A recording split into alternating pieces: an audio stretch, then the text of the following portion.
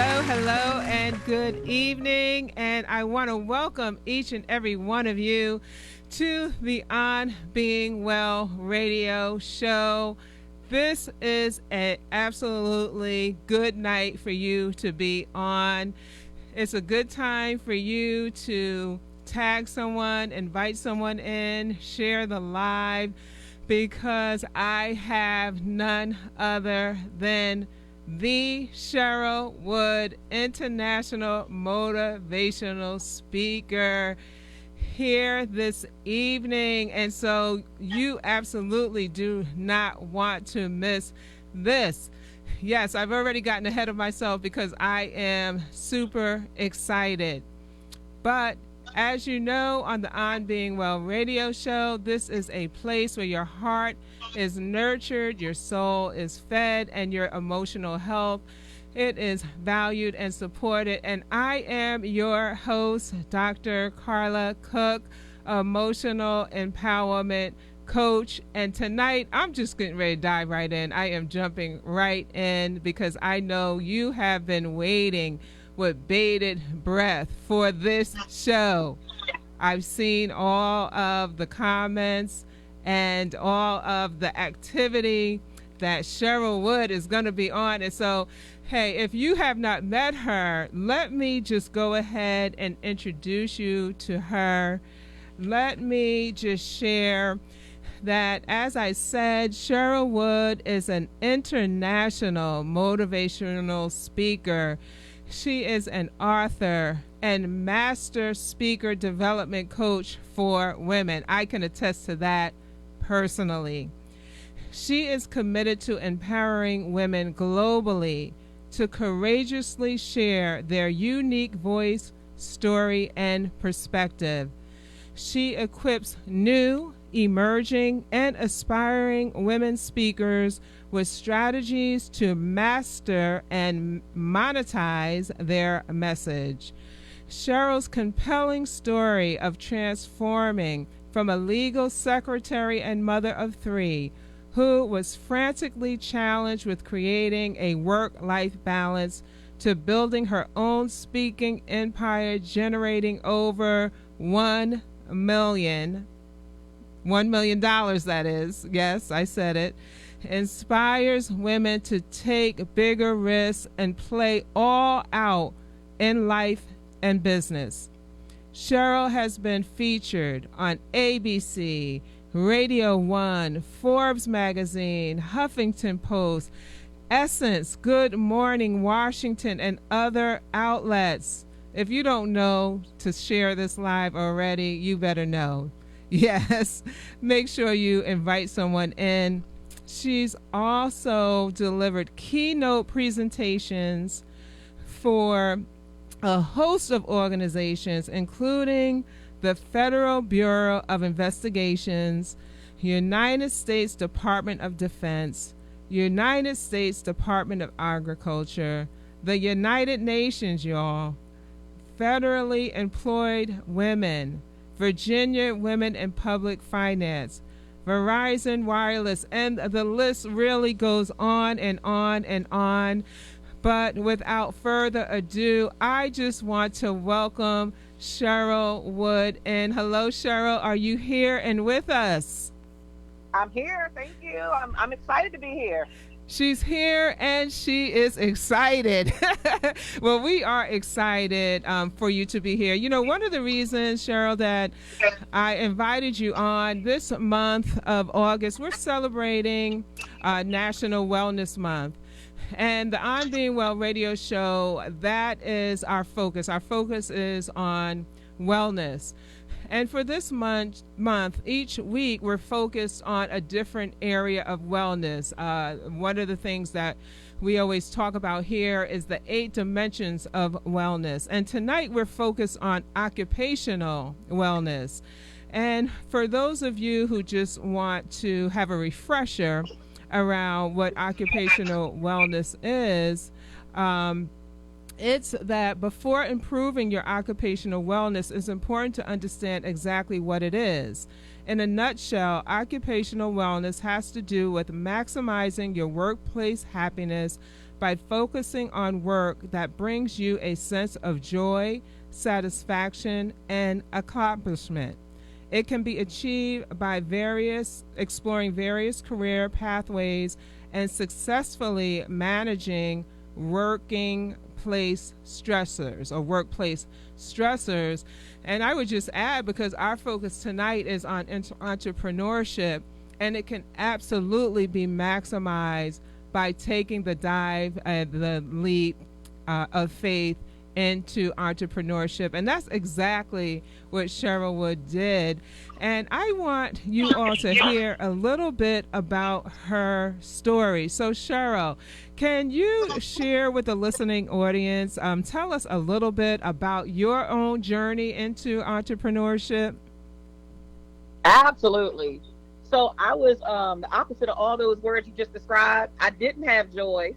I wasn't satisfied, and I didn't feel like I was accomplishing anything that really counted. So I was like a lot of women that I meet now, who I was just stuck in a rut. I went to a job, I did the job well, I got my paycheck, I came back the next day. You know, it was just kind of this routine, what I consider to be existing, not really living life. And I did it for so long. I was a legal secretary by trade. I did it for 15 years because that's what I knew how to do. It came to me pretty easy. I had a great skill set in terms of business, and I always was able to get a job really quickly, and a job that would pay me a decent amount of money.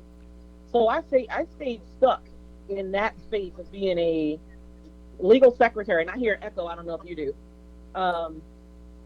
Yeah, we're working on that on this end. Thank you. Okay, got you. For 15 years, because I was too afraid to move. And it wasn't until I became a mom of 3 and I really wanted freedom. That's what really pushed me to do something different.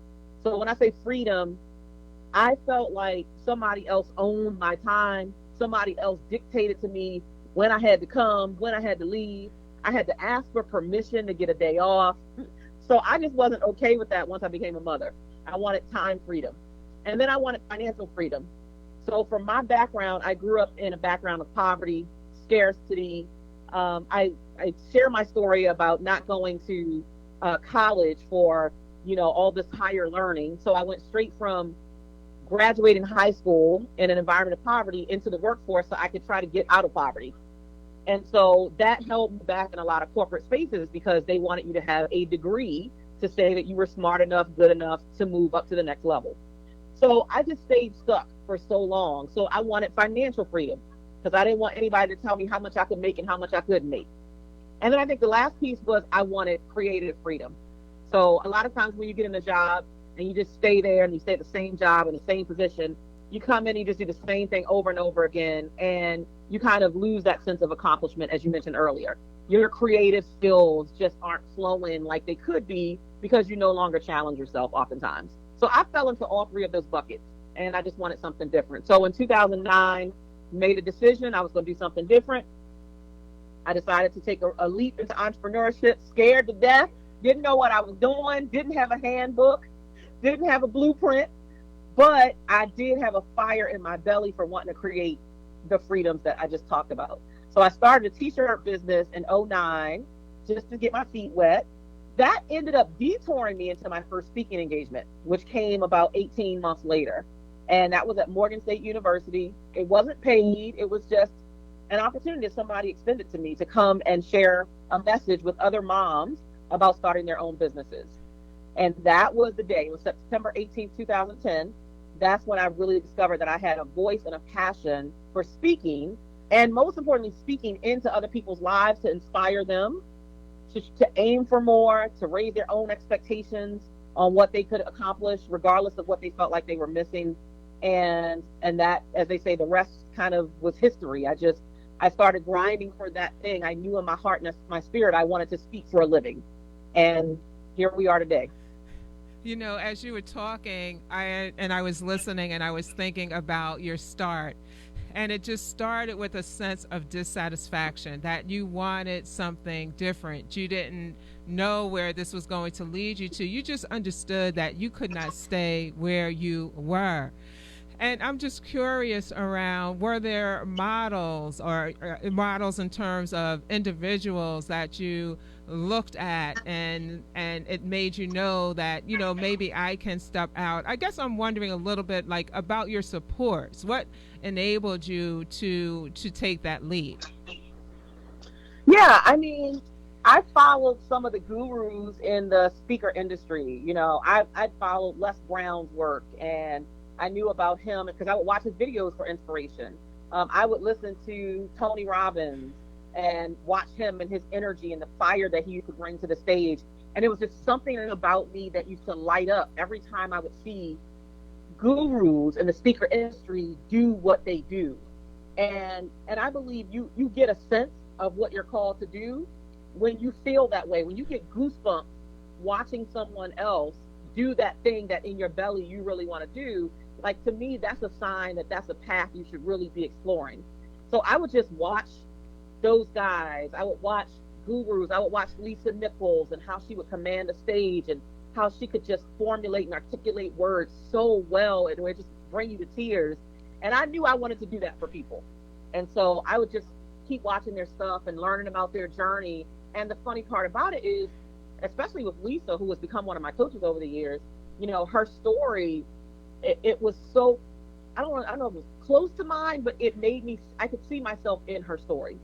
So, she also had a time when she went through her life and she wasn't doing well financially, and she had to be on government assistance. And I remember, hearing her tell the story repeatedly about when her son Jaylani was little, was a baby. She went to the ATM to get money out to buy Pampers, but she didn't have enough in to get it out. Like, you had to have 20 in to get 20 out. Right. She had less than 20. And so she had to end up wrapping him in towels for 2 days until she could afford to get Pampers.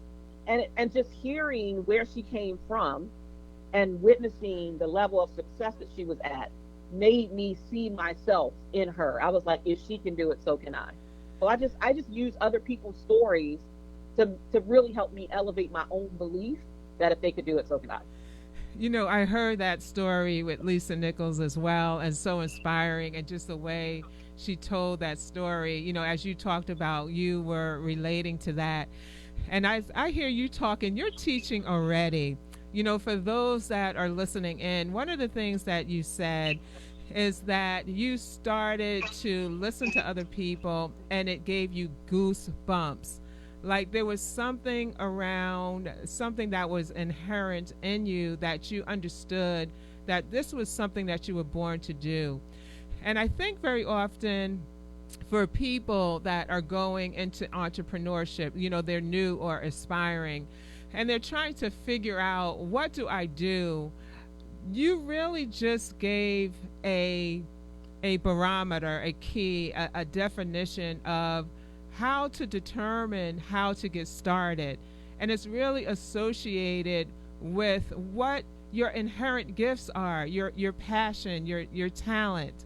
And so that's really a great indication of direction, and also an indication of how to stay in your lane. Yeah, because I think sometimes we're looking at other people and we're saying, oh, they're doing that, and so maybe I can do that too, when that's not really something that inherently is where the direction that we should be going in. Does that make sense? Yeah, for sure. I mean, everybody has a unique gift. And just because you see someone who is an amazing orator, and just because it gives you goosebumps doesn't necessarily mean you're supposed to do that. Yeah. For me, okay. But for me, I knew to a degree that I had a gift of speaking. There's a lot of things I don't do well, but speaking, I do well. And that was like a natural gift that I knew I could then add some skills to really bring it to the fullest expression of who I could be and how I could serve the world. But if you ask me to go in the kitchen and make some potato salad, I can peel the potatoes, I can get the mayonnaise or whatever, but it's not going to end up like my mama's, because my mama just have that thing.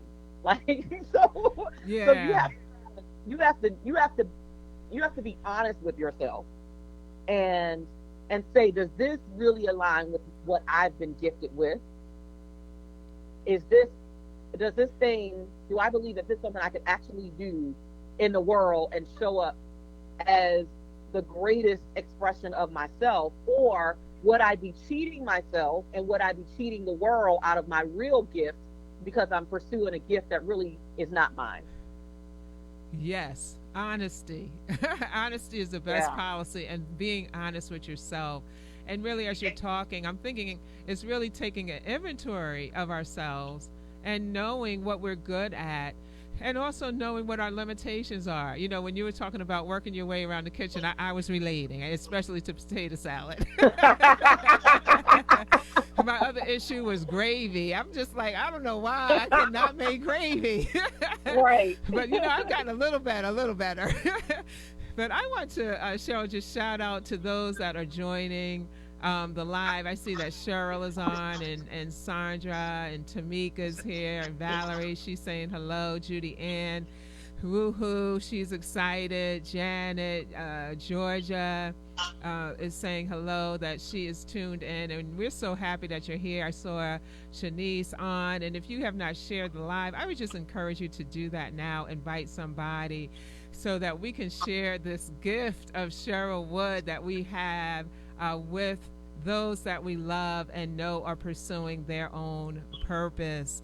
And so, yes, we're already deep into the teaching. One of the things, Cheryl, that you were talking about is the fact that you started to listen to the greats motivational speakers like Les Brown, like Lisa Nichols, who is your coach and I know has invested a lot in you, like the Tony Robbins. And one of the things, because I also do follow you, I follow you through Impact Nation and other ways that you speak.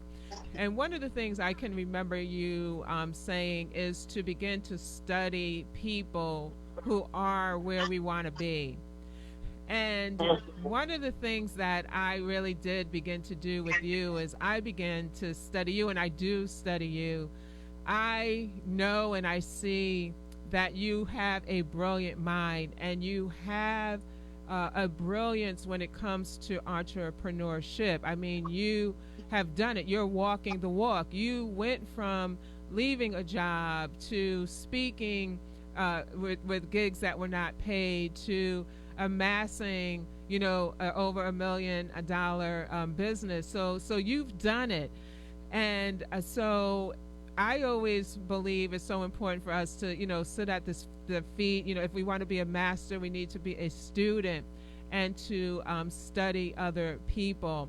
And I guess I'm wondering, from your perspective, in terms of some of the lessons that you have learned, and I know that's a broad question, but maybe just some lessons that jump out to you in terms of what it was that helped you to be successful in entrepreneurship. What are one or two things that really stand out to you?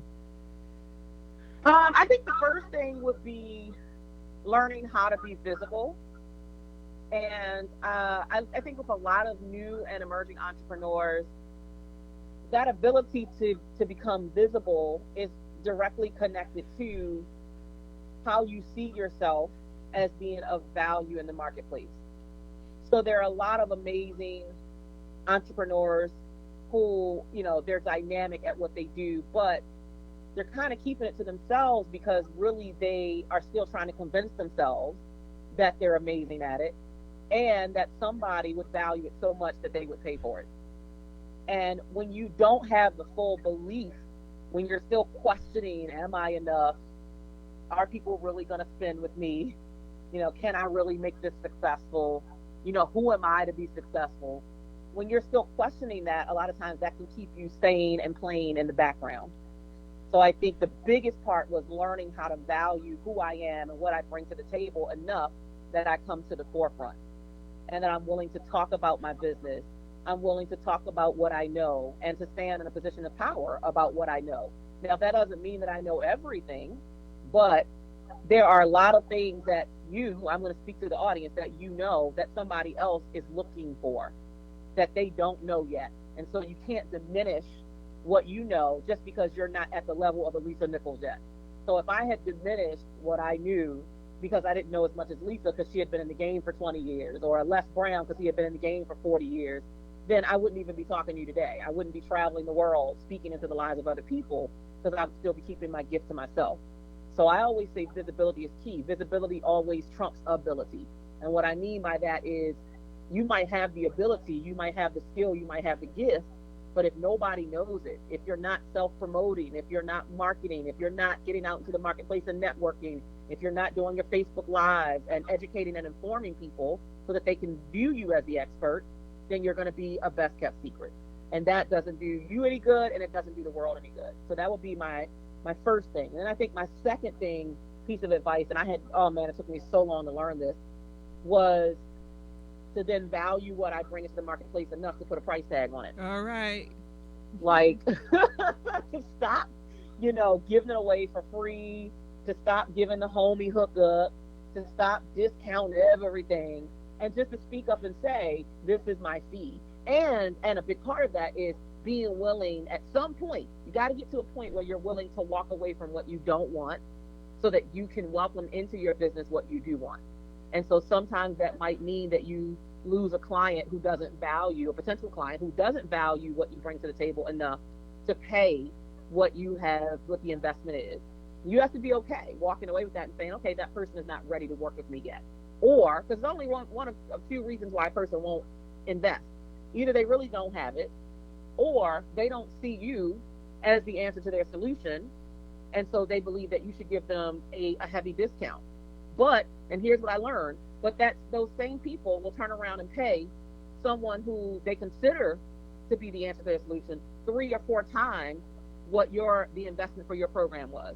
So just don't set yourself up for that disappointment, for that failure, because you're not charging what you're worth. Put the price tag on it, stick to it, and know that you are worth it, and that if you keep showing up in excellence and executing in excellence and demonstrating your expertise, that you will indeed magnetize the people who know that you're the answer. They're not guessing. They don't have to be convinced. They know you're the answer, and they will know it so much that they're willing to swipe the credit card. That's good. I'm back to the kitchen metaphors. Good. And speaking of the kitchen, Judy Ann says she's laughing. Although I can't make potato salad or gravy, I can make a great celery water. Yes, that I could do, and I do have some skills in other areas. I'm great at vegetables, like for real. Like I have. And look, me too. Let me. I can cook now. I can burn. I mean, I throw down on some mac and cheese. But look, don't ask me to make no potato salad. That's my mama's thing. That ain't my thing. That's my mama. Right. Stay in your lane. Stay in your lane, people. You know that the areas that you just mentioned, really the skills and the takeaways for people.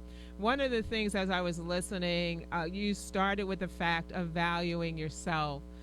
And it really sounds like that's the foundation to the other areas, those other lessons that you talked about. And so it's going to take some self-work for us as entrepreneurs to be able to look in the mirror. And now I'm going back to Lisa Nichols, because she talks a lot about this. Looking in the mirror and affirming ourselves, and starting with those things that are really accurate and really true. I talk about this in my book, the On Being Workbook, that in terms of self-affirmation, sometimes individuals will say, well, I don't really believe that. Well, then that's not the thing to say.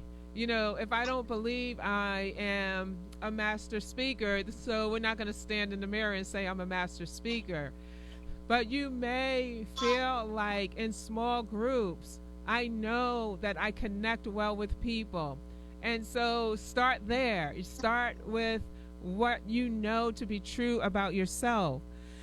But I'm also thinking about the lessons. You know, you talked about visibility trumps ability every time, to get out there, to do the lives, to do the marketing, to do the networking. And as you were talking about that, what occurred to me is that, you know, to be an entrepreneur, we have a responsibility. We can't just sit somewhere and think that opportunity is going to knock at our door, although sometimes that happens. But more often than not, opportunity is created and we create those opportunities. So I'm hearing, Cheryl, you say loud and clear that we have a responsibility in our success. And sometimes, as much as we know it, it's important to be reminded of it. Absolutely, absolutely. I just posted a post on Facebook today, and it was a flyer of me. I was the keynote speaker for a Women's History Month program that was hosted by my local library in Bowie, Maryland, and it was dated March 21st, 2012. And it literally brought tears to my eyes because I know that I've done the work to be standing where I am today. So Yes. people come in to entrepreneurship and they work on a business for 6 months, or for a year, or for 2 years, or for 3 years, and they're like, oh well, it's not working. And I'm like, you're talking about 7 years. And that wasn't even the beginning. That was just my first actual speaking engagement that paid me more than just a couple $100s. Like, Right. that was a one of those monumental moments where I was the headliner of the event. It was my first time selling, my books to attendees. It was my first time speaking to an audience of over 100. It was monumental. But I started the journey way back in 2009. So you're talking about already 10 years in.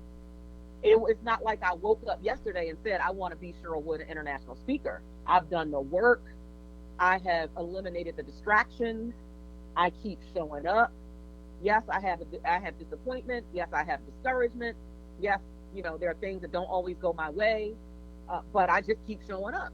And so people have to realize that it is indeed a journey. When you think about a journey, it means that that's ongoing. It's not something where you just drive around the corner and you arrive at the destination.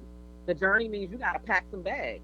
You got to pack some luggage. Like, you're going to be on this thing for a minute. So what is it that you are packing in your bags, if you will, or in your luggage, that will allow you to be sustained throughout the duration of the journey? Are you packing in things that build up your mind? Are you developing mental toughness? Are you eliminating toxic thinking? Are you connecting with people who fuel you instead of people who deplete you? Are you investing in yourself? All of those things that are required on an ongoing basis. Not, oh, I did that for 1 year. Oh, I hired one coach. Oh, I went to a conference. Like, you got to be Yes. consistently doing those things so that when you do get to that place where you feel like you have achieved some level of success, you can look back on your journey and say, wow, I belong here because I have put in the work and I've shown up. Okay, are you all listening to this? Because Cheryl just ran down a checklist of things to be reminded of. Am I doing? And as you were ticking off the boxes, I'm thinking about that stick to itness, that journey. What is in your bag? What have you packed? Do you know the direction that you're going? Maybe you might need to sleep. Just like you had a hard day, everything looked like it was going south, and so the answer is not to quit. The answer is just to rest. I know I've had to do that for myself at times. As a matter of fact, I took a nap before I came here today because I had a long day. Um, but the other thing, Cheryl, as you were talking, and I've heard you talk about this a lot, is it's also around investing in yourself. That we're Mhm. going to have to invest. We're going to need to invest in coaches and in programs and systems. And so there's something that we have to give out in order to get something back. And I remember you talking, I don't think you're going to mind if I share, with the listening audience that you talked about, and I'll let you talk about it, but you talked about a significant investment that you've made with Lisa Nichols. So can you just talk a little bit about some of the investments that you've made in yourself and a little bit about why that's important for those that are listening in? Yeah, I mean, Lisa, my investment with being able to coach with someone who is already where I desire to be, I think it's critical. You can be the smartest person ever, but there's only so much you're going to know if you haven't experienced what somebody who's already 10 or 20 or 30 steps ahead of you has experienced. That means there's information they have that you don't have because you haven't been there yet. So for me, that's worth, and I'm worth every investment I make in myself. And I do say in myself. It's not, I didn't invest in Lisa. I didn't invest in the coaches I've coached through across the years. I invested in Cheryl because the information and the content that I learned stays with me. So you're not investing in the coach, you're investing in you. What's the knowledge that you can add into your wheelhouse so that you can continue to grow and continue to elevate so that you can get there quicker? Because really, for coaching, it's how do I cut my learning curve? Okay, it might have taken my coach 20 years to get there. I don't want to take 20. So if I can get my hands on the knowledge that you have already, maybe it'll take me half the time that it took you. So yeah, I'm worth every investment. My investment with Lisa Nichols I did some individual coaching VIP day with her. That was $40,000. She said 40, y'all, not 400, not 4,000. She said 40,000. My husband thought I had lost my mind. Yeah. He was like, what? That's a car. That's a whole car. But I had come to a place in my journey where I knew that was the next level for me. And look, if it doesn't scare you, it can't possibly grow you, period. So it should scare you a little bit. You should have to make some type of a sacrifice for some of the things that you want so that when you get there, when you reap the benefit of what you invested, again, you can celebrate that you were willing to put in not only because it's a time commitment and a financial commitment, right? So I didn't just invest. Yeah, I invested financially, but also time. I had to fly to California. I had to take time from my family. So you have to be so committed to where you're going and who you're becoming and how you're meant to impact the world that you are willing to invest at all levels. Now, again, that wasn't my first investment. I'm constantly investing in me. I've had other coaches. I've invested $10,000 in one coach, 20 in another coach, 5 in another coach, 6,000 for this program, 7,000 for that program. There's a conference I go to every year that's $4,000, and I take almost a week and go away. So that's ongoing. It just happened that was one of the largest investments I made with one specific coach. But again, I'm worth it, and you have to tell yourself that I'm worth it. And do I want to take as long as that person took to get there, or do I want to learn and gain access to what they know quicker so I can get there quicker? And let me say this as well.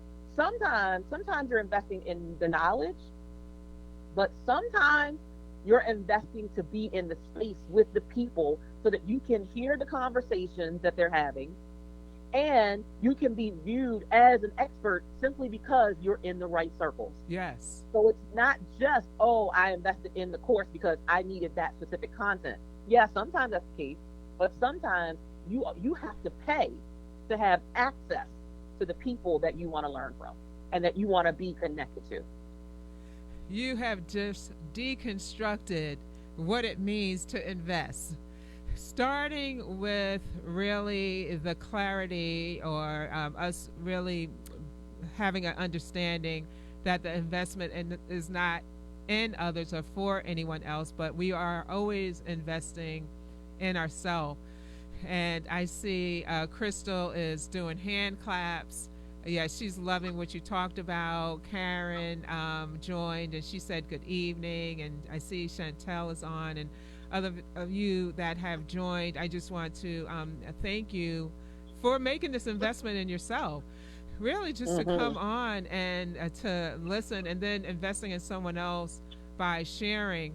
I've been thinking a lot, Cheryl, about the fact that sometimes people just miss key opportunities for those investments in themselves for whatever the reason is. Sometimes maybe not thinking it's important enough, or sometimes it's because of the person, or just a lot of different reasons.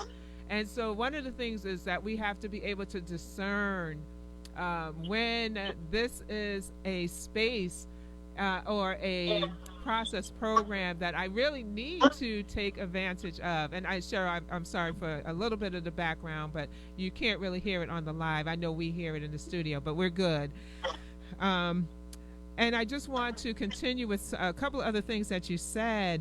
Can I interject too? Absolutely. Yes, you can. And look, because you got me flowing here. The other thing is, stop thinking you're going to get everything from one coach. Okay. Oh, my God. That sounds like a pet peeve. Look, because people think you're not destined to work with one person. You're not destined to be impacted by one coach. Like you got to keep investing in yourself, and you might get one thing of value from that coach over there, and then you go to another coach and you get something of value from that, and then you can put it all together and piece the puzzle together. But people go to one coach thinking that one coach is going to be the end all to everything. It's going to be the answer to their solution, and it's going to create this miracle in their life. The reality is the coach is going to give you guidance. The coach is going to help you to develop perhaps systems if you need systems, or teach you whatever it is that you're looking for in terms of a certain specific thing that you need to grow in, and they're going to help you with accountability for that thing. But you can't think that you're going to hire a coach and overnight your business is going to transform. You still got to do the work. And you might get one piece from one coach, and then you might have to go to another coach and get another piece of what you wanted. That's why all of us should be walking in our unique lane of brilliance, so that we can deliver to the people who need us what they need from us. They might not get everything from you. They're likely not going to get everything from you, even when you're coaching someone. So don't go in with such a high expectation that, my whole world is going to shift because I work with this one person. No, that season may shift. That season in your entrepreneurial journey may shift. Another door might be open. You might learn something that you didn't know, but now you got to take that and you elevate that. And then you go find the next person who's meant to pour into you and to serve you. Just wanted to make that clear. That's a good point. You just preached that thing, and I'm just going to leave that right there. That is a good takeaway. Just take note of that. When you're talking about the investment in ourselves and being with a coach and with different coaches, one of the things I was thinking about is that we don't really need to reinvent the wheel. Yes, we have a unique lane of brilliance and specific gifts, but somebody has gone down that road already. Someone has paved the road. And as you were just talking about some of the investments that you have made that have enhanced what you do or gotten you further in a less amount of time, that I think that's another a realization for us, is that someone has been there, done that, and that we can really take advantage of their lessons learned, like we're doing for you this evening, to really help enhance the things that we do. And for some reason, I just wrote this down, and I just don't want to lose this point, but you talked about it. You said if it doesn't scare you, that you're not going to grow.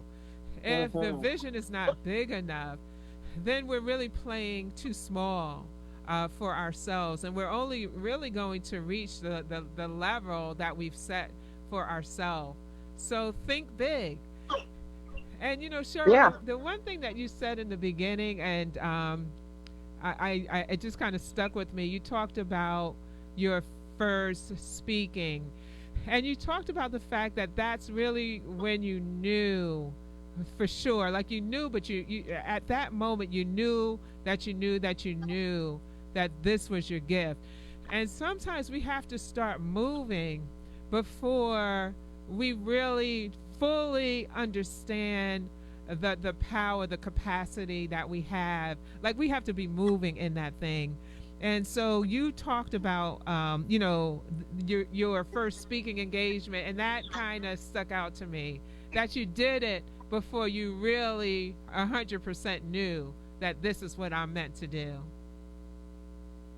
Yeah, for sure. I mean, I knew there was something unique about the way that I had the ability to communicate. Again, I'm just like you. There are things that I don't do well, and I don't pretend or fake to do them well. Like, I believe in playing in my unique lane of brilliance. Now, I didn't have the full roadmap of how that was going to play out.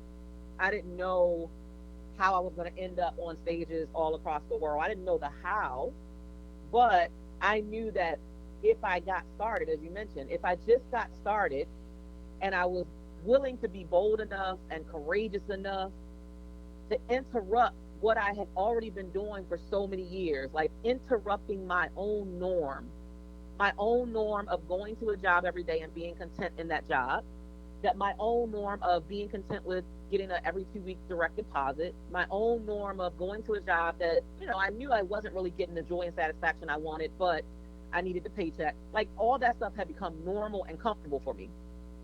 So the only way I was going to experience anything different was to do something to intentionally run in the direction of something that scared me. Because I believe when it scares you, it moves you to challenge yourself. It means you're about to challenge yourself. And when you challenge yourself, it means you're about to discover something about yourself that you didn't know already. You're about to increase your confidence, because it takes confidence to take the first steps. So all those things were the things I was just willing to get moving, even without all the answers, even without knowing how were the resources going to come to me. How was I going to get the money to hire my first coach? I'll never forget my first coach. And I didn't come from a world of coaching. I didn't come from a world of, personal development. I came from poverty and scarcity. You're just trying to get out of the hood. You're not worrying about personal development.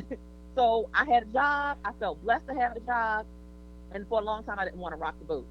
But I knew I had to shift and I had to do something different. And I remember once I started coming upon this world of personal development, professional development, conferences and all that kind of stuff, it was so new to me. And I started hearing people talking about getting a coach. And so I reached out to this person who I thought would be a good coach. And the person said, well, it's going to cost you $6,000 for 6 sessions with me, 6 1-hour sessions by phone. And I was like, oh, she done bumped her head. That's literally what I said. I was like, I don't know who this lady is and who she think I am, but this is not happening. It wasn't like I just had $6,000 laying around to, as I felt at the time, to just give to some coach. But I remember thinking to myself, after I hung up the phone and had that conversation and found out the investment, I remember thinking to myself, you know what? She already has what I want. She already has it, which means she knows something I don't know. Because if I knew what she knew, I'd already be there. It was such a pivotal moment for me, for that to hit me. Like, why are you cheating yourself out of the life you say you want? Because you're too cheap to make an investment in you. Because you're not willing to sacrifice to make an investment in you.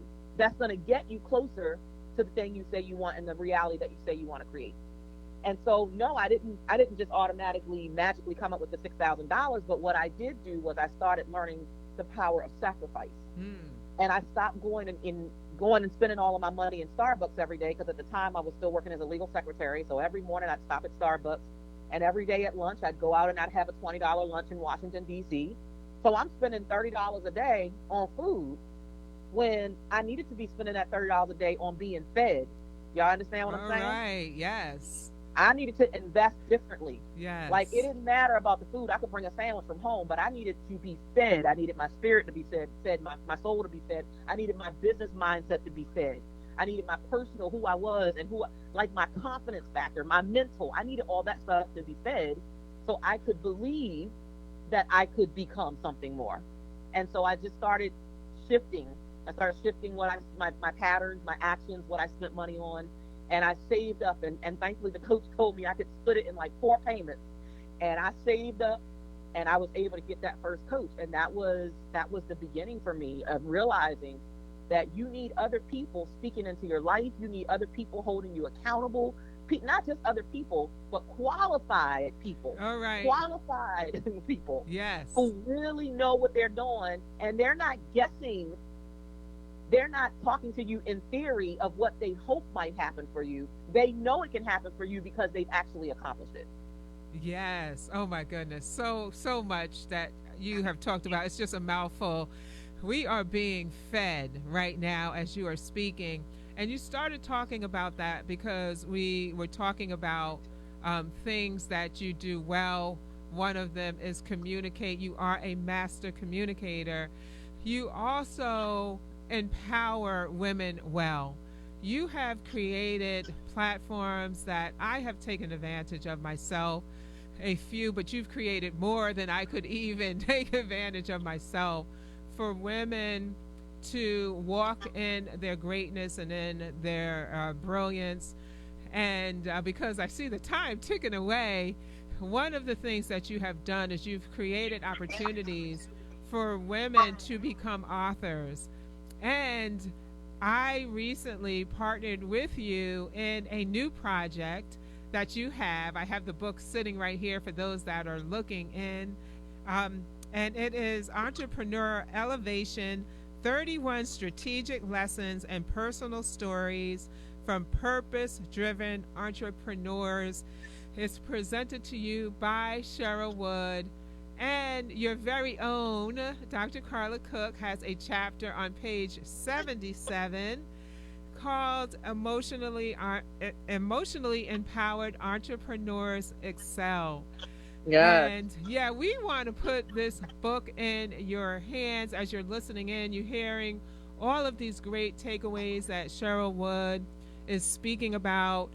And you can, again, go back and listen in to some of the things she shared. You can connect with her on social media, and I will give her an opportunity to talk a little bit about how to continue to partner with her. And you can read this book. And I would like for you to get it. I have a link that I'm going to put if you are streaming. But if you're listening in, you can go to my website, which is the On Being Well Institute. That's On Being Well Institute. And you can purchase the book right there. Cheryl Wood did the introduction to this. And Cheryl, I was just noticing great minds think alike. In her introduction, she talked about entrepreneurship not being for the faint-hearted, and I talked about the same thing in my chapter. But Cheryl, can you talk a little bit about what inspired you to initiate this project? There's like a space and season in your journey, right, where you're trying to climb, you're trying to get to a certain destination. And I think when all of us first start out, we think we're always going to be climbing. Like we're always, I'm trying to get there. I'm going to still be trying to get there. And then one day you wake up and you've done the work, and it's 9 years later, 10 years later, and you're actually there. You're in the dream, the thing that you have been dreaming about, talking about, journaling about, putting on social media, telling your friends about, right? You're in it. And I think when you get to a place where you're in the dream, the question then becomes, what's next? Outside of just climbing for the next dream, what's next? And for me, the what next is, who else can I elevate to help them live in their dream? And so a big part of what I do now is I utilize and leverage the community that I have, the influence that I have, the impact that I have, to open opportunities for other women and to encourage them to get on stage and to speak up and share their message and their story, to write their message and their story in books, to share what they know so that it becomes a part of their living legacy. So I believe that is a part of how I help to elevate other women, by helping to create platforms that otherwise maybe they would never get to experience. I hosted an event in October, I think it was October last year, and it was called A Woman's Narrative. And as a part of A Woman's Narrative, I was able to offer 15 women an opportunity to speak on a stage in front of over 200 people. Many of them had never, ever taken a big stage before. They were always overlooked. They always felt invisible. And then a few months later, I got to go to Paris, France. And I got to take an amazing group of women with me to Paris, France to speak for the first time at their first international conference. Women who otherwise would still be saying, oh, that one of my big dreams is to, speak internationally. And with this book, Entrepreneurial Elevation, it's helping women get out of the, oh, I hope one day, and to move into, wow, look what I've been able to manifest. So I believe that's a big part of my responsibility now that God has, so to whom much is given, much is required. Yes. And I feel like God has brought me this far. He has elevated me, and it is my obligation to do everything in my power to elevate other women so that they're not saying, oh, one day, but instead they're able to say, wow, I actually accomplished or achieved the thing that I've been dreaming about for the past 3 years. I actually wrote my story. I'm actually an author for the first time, or I actually was a keynote speaker at this event, right? That brings me so much joy. It is a priceless part of my journey, and I don't see myself slowing down from creating those opportunities for other women anytime soon. Don't, because we need you. You're a gift to the world. And there's so many people that are still coming behind that need to connect with you and want to connect with you. And yes, hey, I'm just going to prophesy. There are greater levels of influence for you and for women that connect with you to really become equipped with skills that you're going to be providing and speaking into their lives. You've been doing that already, and I know that you're going to continue to run on. And yeah, we're blessed to be a blessing, and you are blessing people. You have blessed me. Even as you talked, my heart was just feeling so full because you were talking about these opportunities. And let us not forget Unlock Your Brilliance, which was in February. And I took the stage under the direction of Cheryl Wood. And one of the things that I know for myself, like I, have been in business for 17 years, and I do speak locally, and I speak at professional conferences. One of the things that I recognize is when I connected with you, that in a way that I started to really expand into areas differently. And taking the stage for Unlock Your Brilliance was one of those opportunities for me. And this book, I've written a book, but for this book, it gave me an opportunity to be able to speak to my experience of entrepreneurship. And it's really why I wanted to be a part of the project, because I know that I have something to share. I've walked the walk, and I do understand that there's so many ups and downs associated with entrepreneurship. It's a blessing. We're able to have influence and impact and amass wealth. In addition to that, there are some difficult days. There are some disappointments. And so we do really need to focus on being emotionally empowered. And so that's what I talk about in the book. But there are many, many other chapters where you're going to, really have a resource that's in your hand to look at, to read stories of how someone else walked the walk, how someone else achieved, how someone else was able to get a government contract. 31 different stories of powerhouse women under the direction of Cheryl Wood. And again, in case you're just tuning in, we both want you to have this book. I want you to have it, and you can pick it up on my website, On Being Well Institute. And I see the people. They are Veronica's on, and Judy Ann. I think, Judy Ann, you were at a women's narrative, and she's saying amen to that. Amen to something that you said. Because there's a whole bunch of amens to that. I'm looking at the time, but I don't want to end without you talking a little bit. Now, you all, this is the mastermind of an entrepreneur. We had this project, and we put out this book. And then I looked around and I'm like, what? Wait, Cheryl also has a training, an Entrepreneurial Elevation training. You have this big picture vision. And so it's not just the book, but for you, there's more, there's greater. And you developed a training. And so I'm wondering, is there still opportunity to be a part of that training? And maybe you can just share a little bit about what it is. Yeah, so we actually did what we call a flash sale, which is an opportunity for people to invest in themselves at a more economical price point from training that I've provided. And so we offered this course, Entrepreneurial Elevation.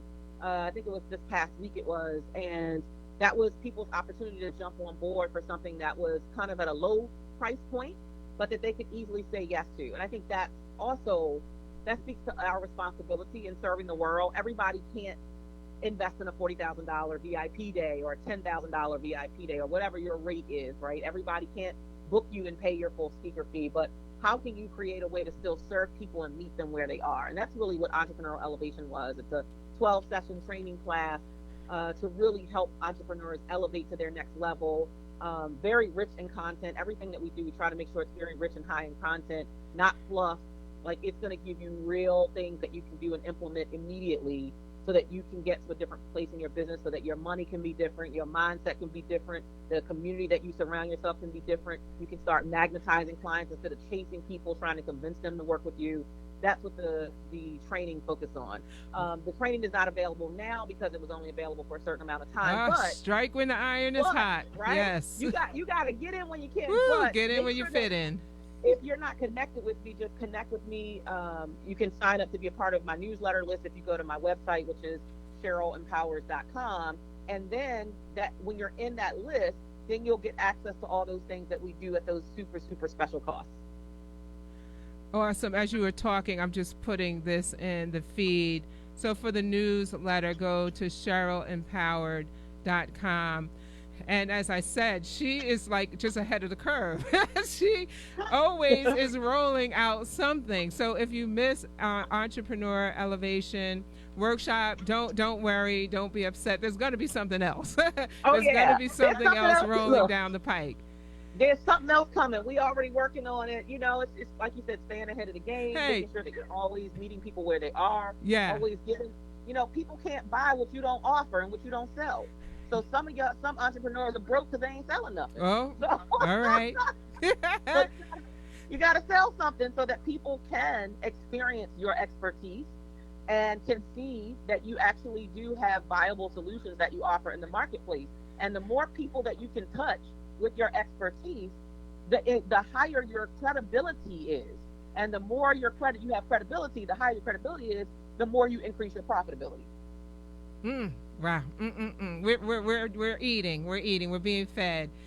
You know, you do have so much, and I'm just kind of thinking, speaking of things that are next, Cheryl has SpeakerCon coming up, which is the first of its kind. Brilliant. Just I mean, to think out of the box in this way. I'm going to have Cheryl talk a little bit about SpeakerCon, but, you know, I have to, you know, I would be remiss if I did not mention that today I just posted that I have been nominated as Health and Wellness Advocate of the Year. Whoop, whoop, to me.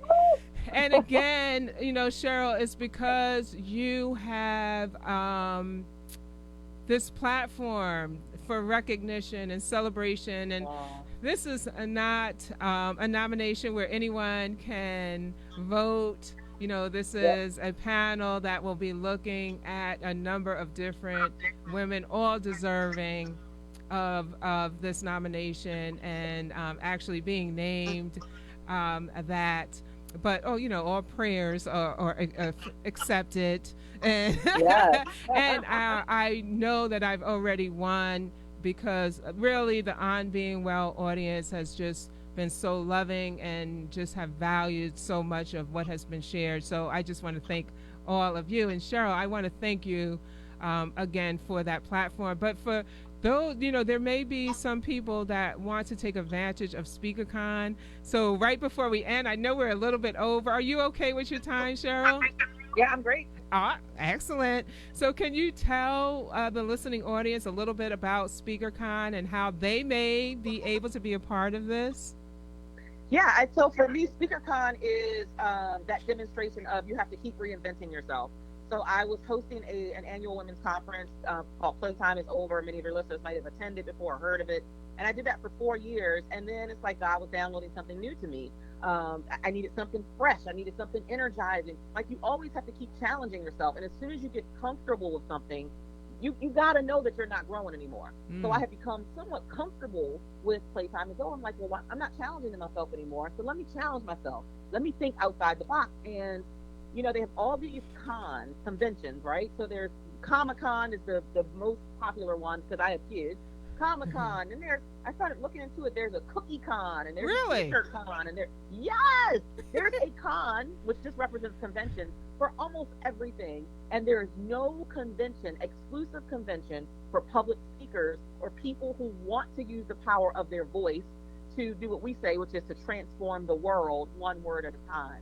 And so I wanted to create this platform where we could come and not only have a convention space and get resources, but we could connect with other speakers. We could learn more about how do we leverage speaking to generate more revenue in our businesses. And then, of course, let's celebrate each other, because it takes a lot for any of us to get on any platform, whether it's a big stage, whether it's on a webinar, whether it's on a conference call like this, or any type of platform, to share what we know publicly. And so we want to celebrate the people who are doing that and who are speaking life into others who really, really need it. It's a big difference between talking and speaking. Anybody can talk, but when you are a speaker, you're speaking life into someone about some area of their personal development or professional development that they want to improve on, that they want to make better, that they want to experience greater happiness in. And so we wanted to create that platform because it didn't exist. And thus, SpeakerCon was born. And so November 1st and 2nd, we will be gathering in Arlington, Virginia for 2 rich days of connections and resources and celebration. On our first day, that Friday, November 1st, it will be a full day, literally from sun up to sundown, of just rich content. We have a host of speakers coming in, and we're not just going to talk about speaking, but we're going to talk about how do I grow my business? How do I increase the number of people who are magnetized to me because they know my story? And they can only know your story if you're speaking about your story. How do I then take that story and incorporate branding so that I touch more lives, right? How do I, if I want to share my voice as a part of a conference, but I don't even know what the heck I'm doing with the conference, how do I host the conference? How do I get sponsors for the conference? Like, all of it's connected. And so we'll do that on Friday. We start at about, I think it's 9 in the morning, and we go all the way to like 10 at night. And that's also where we're doing the book launch for Speaking My Truth, which is my new book anthology. And we have 50 co-authors 50, who wow. will be sharing their story in that. And we had a wait list. We had to cut it off. We had so many people who wanted to share their story. Congratulations. So yes. Congratulations to all those co-authors who are saying yes to sharing their raw, authentic truth, right? So we'll do that at the towards the end of the day as a part of the launch on that Friday. And then Saturday morning, we go into the actual convention, which is trade show expo style. You'll be able to walk around and gain access to people who offer resources, everything from accountants to graphic designers to publishing companies, to Speakers Magazine is one of our platinum partners. They'll be on site where they feature speakers. Black Speakers Network with Brian Old, that is a dynamic growth and development organization for new and emerging speakers, and just a host of other people. This amazing lady, Lindria what is her last name? Lindria. Let me just reference her first name. Lindria Dockett is going to be doing photography, and she's actually going to do free. Y'all hear what I'm saying? Free headshots for people who come through the space as a part of the trade show and expo. And then if you want to purchase additional, you'll be able to, but she is giving free headshots for people, because you'd be surprised how many speakers do not even have a professional headshot, but they call themselves a speaker, right? Okay. That's the first thing you need to have on your list. So just a host of resources, and then we break, and then we come back. We have a meet and greet with celebrity Kenya Moore at 5:30 that evening, and then we flow right into the awards program at 7 p.m., where we're going to, and it'll be Oscar style, you guys, meaning nobody knows who's going to win until they get there. So we have not announced winners. Our panel is making the decision, reviewing each applicant for each nominee, and they will announce the winners there. So the people who win will be just as surprised as everybody else in the room. It's going to be amazing. It's going to be amazing. It's going to be amazing. Off the chain. And you're going to want to be in the house. I mean, everything you described. Oh, my goodness, Cheryl. This is just so good. It's so good. So much information, a full day of information, being equipped, celebrity, speaker. When you talked about Saturday, always I'm thinking about me apparently, but you're also having a self-care suite. I mean, come on, you all. Like, thinking out the box. you can go into the self-care suite, and hey, when you get there, guess who you're going to see? Yep, I'm going to be in there. I'm going to Yeah, be a that. part of the self-care suite, but I won't be there alone. There's going to be 10, I believe it's 10 Yeah, providers, or 10 entrepreneurs, business owners, just wanting to love on you and pamper yeah, you and make sure as you leave there, you're leaving refreshed and restored and equipped. And then with the banquet, and you have so many categories of nominations of great people that are doing amazing things. And yeah. really, for tonight, as Cheryl and I have been speaking to you, Cheryl has talked about her passion for empowering, and you that have been partners with the On Being Well radio program, that it's just my passion to encourage you to just really be emotionally empowered so that you can move into spaces powerfully, really impacting people who will go on to impact other people. And so, as you have listened in, Cheryl and I'm speaking for you, Cheryl, right now. We are just so happy, glad that you have been here. We thank you for sharing the live. I see you who have commented. Hello, Ronald and Mark and Karen, and those of you who have commented. And just before we end, I just want to turn this mic over to Cheryl Wood, international motivational speaker. She is going to just have the last word. Of course, I'm going to say goodbye, but but she's going to have the last word for tonight. Anything, Cheryl, that you would like to share as we end for this evening? Every single one of you are a masterpiece, a unique masterpiece that absolutely cannot be duplicated. The question is, do you believe that you're a masterpiece? And if you believe that you're a masterpiece, then that means you should be touching other people's lives. There is a beautiful painting in Paris, France, that I saw a few months ago when I was there, and it's called the Mona Lisa. The Mona Lisa stands in its own room despite the hundreds of thousands of other paintings in that museum. It is heavily guarded around the clock. People come from around the world, literally around the world, just to catch a brief glimpse of the Mona Lisa. Every single one of you, there's something so brilliant, unique, dynamic, and amazing about you that people will just want to catch a glimpse of your greatness, just a glimpse of you walking in that lane of brilliance. The question to you is, will you put it on display? Will you be bold enough? Will you be courageous enough? Will you be fearless enough to get out of your own way, to stop telling yourself why now is not the right time, to stop convincing yourself that you're not good enough, you're not qualified, and realize that there is something specific that you have been called to do in the world, and that no one is going to drop it in your lap, and that no, it's not going to happen overnight, but that people deserve, the world deserves to experience your greatness and to get a glimpse of it, even if it's just for a moment, because you never know whose life you shift and whose life you transform just by standing in position and doing the thing that you were born to do. So don't think about it again. Don't question it. Don't allow fear to settle in. Don't allow self-limiting beliefs to keep you hostage and stuck to keeping your gift on a back burner. Bring it to the forefront. Put it on display. And in putting it on display, what you do is you become what other people will know as what God can do through you and in you. You become a manifestation of greatness. And you know that greatness only comes from one place. So you have an obligation to use your gifts so that you're a manifestation of His will and so that you're able to touch other people's lives. And then you create a legacy that long outlives your physical body. Why? Because you're worth it. Why? Because you're worth it. Why? Because you're worth it.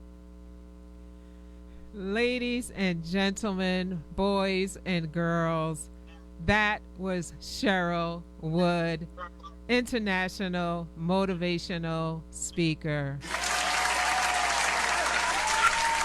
I am completely encouraged. I know you have to be completely encouraged.